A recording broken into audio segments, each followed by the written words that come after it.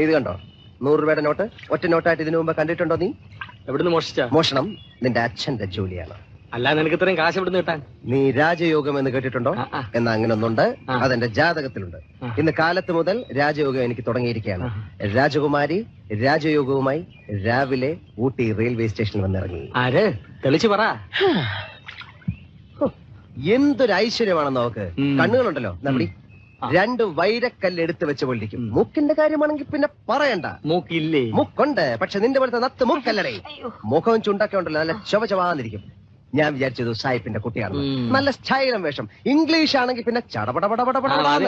അല്ല, നീ കേക്കണം. നമ്മുടെ ഈ സ്റ്റൈലൊക്കെ കണ്ടപ്പോ അവൾ എന്നോട് ചോദിക്കാണ്, would you like to share some nice time with me and we'll go and enjoy the pan, we'll come back and we'll share.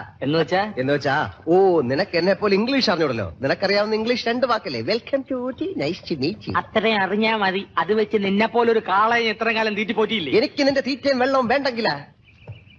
അവൾ എന്നോട് പറയാണ്, hey handsome, I am going to take you with me. എടാ സുന്ദരക്കുട്ട, ഞാൻ നിന്നെ ദത്തെടുത്തോട്ടെ എന്ന്. ഞാൻ പിന്നെ okay എന്ന് പറഞ്ഞു. ഒരു 1000 rupees എടുത്തു തന്നു. എന്നിട്ട് പറയാണ്, good bye, good night, see tomorrow, sweet dream. അവിടെ വരെ കഥ നിൽക്കുകയാണ്. അവളെവിടെ താമസം? അവളെവിടെ താമസം? ഹോട്ടൽ റോയൽ ടവറിൽ, റോയൽ സൂട്ടിൽ, നന്ദിനി.